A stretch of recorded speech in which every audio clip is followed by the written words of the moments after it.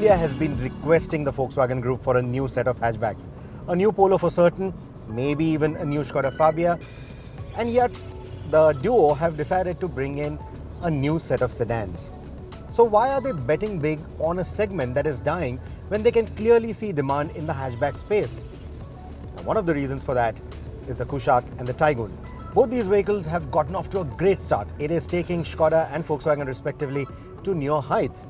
And the size, the spec, the wheelbase that they've planned for these two vehicles, it's much easier for them to design a sedan variant from this than a hatchback. Because you see, the platform sharing certainly helps reduce cost. If they were to do a hatchback instead, they would have to exploit the modularity of the platform, reduce the wheelbase, take out a few features here and there to make sure that the hatchback would be competitive enough on the pricing compared to the Japs and the Koreans, and that would have been an upheaval task. However, making a sedan, throwing the kitchen sink at it and managing to price it at a premium and still getting good numbers is fairly easy for Skoda, because this brand over so many years now has managed to carve a niche for itself. It is easily one of the more premium brands in the sedan space, no matter what the size, and therefore the Slavia.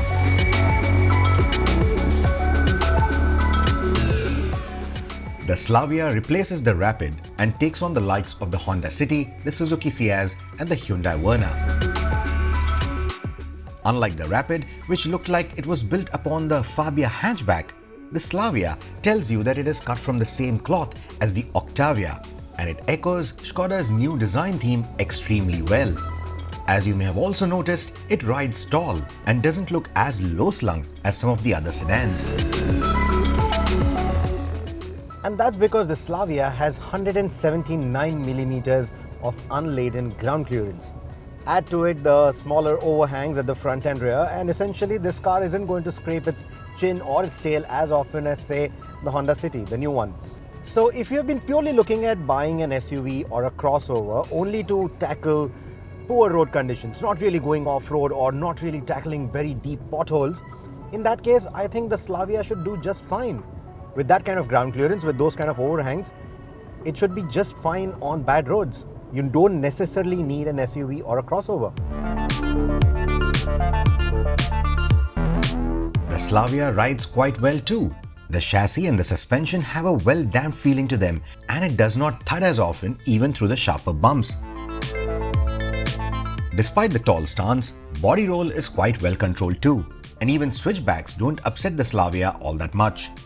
While the show car revealed to us a few months back was shot with the Seat Secura drive tires, our test cars were rolling on Goodyear Assurance Triple Max tires, both of which are known to be grippy sets of tires and cost around 7,000 rupees a pop. The reason why I'm bringing this up is because it's very easy to get the car to wheel spin every now and then with the kind of power that both the engines offer. But more on that later.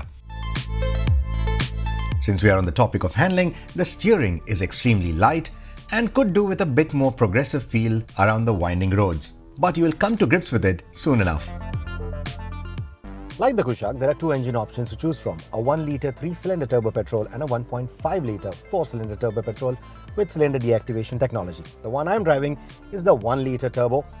This is with the manual transmission. Now, this engine comes with a start-stop, an automated start-stop system as standard across the range. There, the engine just started, I'm at a red light. Now this is essentially done to help with the fuel economy, because we have complained in the past that getting good fuel economy from this engine has been a bit of a challenge. Hopefully, with this particular setup, it would be a little better. Skoda says that the start-stop system has been calibrated for the Indian road conditions and has contributed to about 8% improvement in fuel economy. And while we haven't managed to road test the car, our day-long drive comprising of city and highway sections of Goa gave us an overall fuel economy figure of about 8.4 kilometers to a litre with the 1-litre manual, but this is on the onboard computer. The engine has a subdued low end, which makes it easy to creep in traffic, and on the automatic variant, they have reduced the lurching effect at slow speeds that we complained about with the Kushaq 1.0 automatic. With either of the gearboxes, this 1-litre engine is best enjoyed if you can keep it in the mid-range and exploit the torque. Short shifting or moving to higher gears quickly may not be a great idea. So whether you're driving in the city or out on the highway, you want to be in that 2 to 5,000 RPM zone to be able to pull those quick overtakes.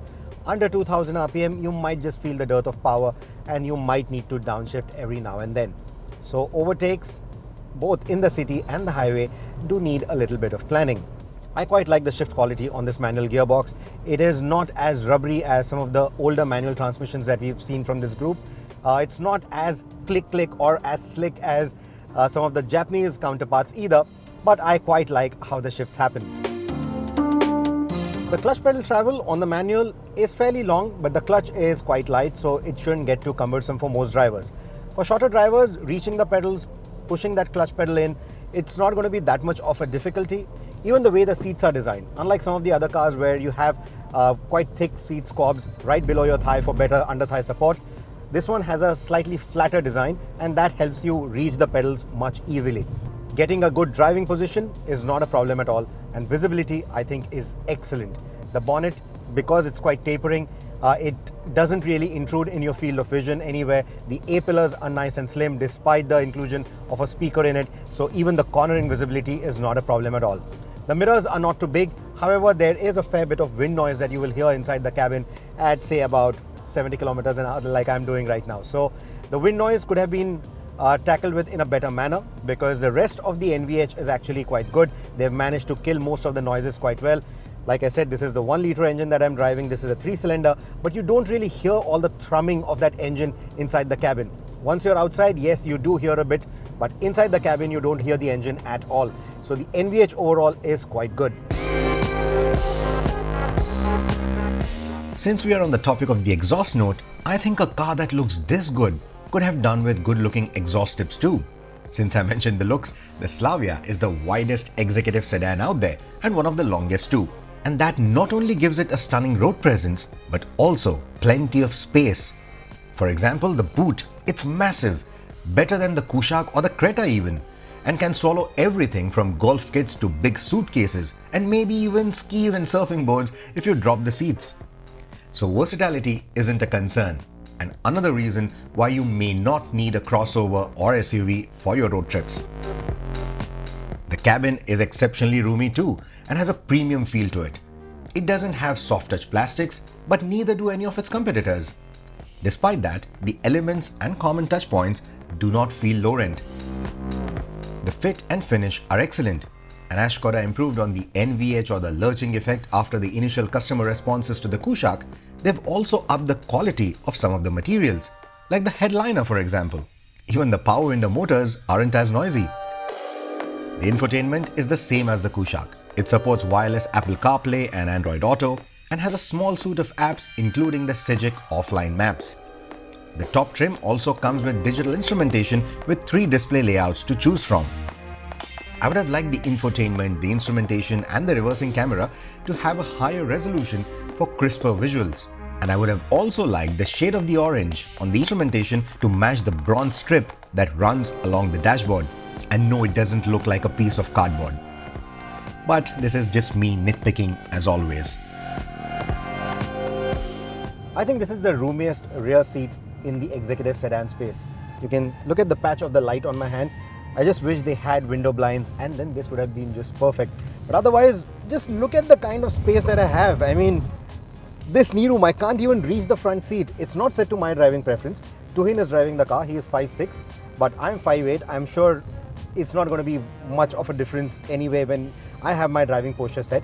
This is just phenomenal space.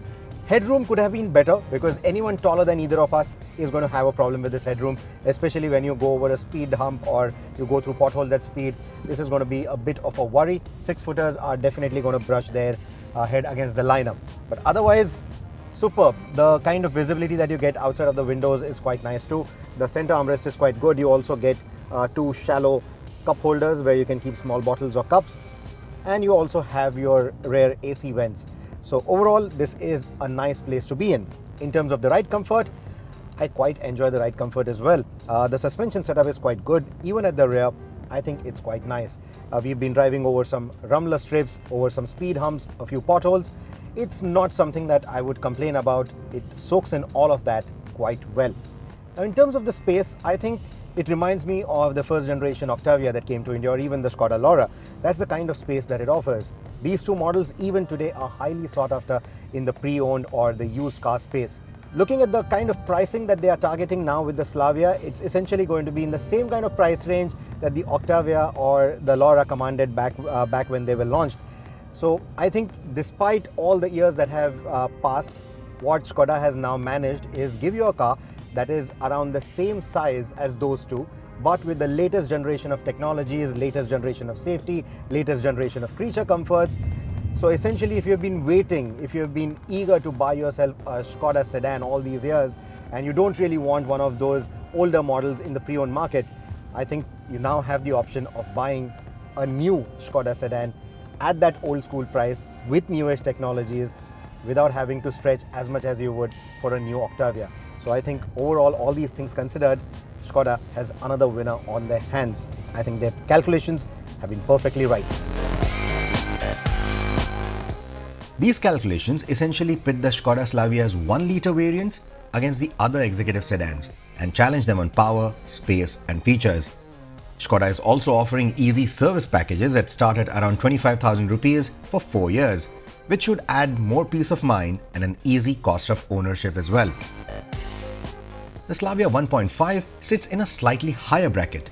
It only comes in the range-topping trims and is targeting the enthusiasts. And we will have a separate review for it, so do check out the description below for the link. Thank you so much for watching.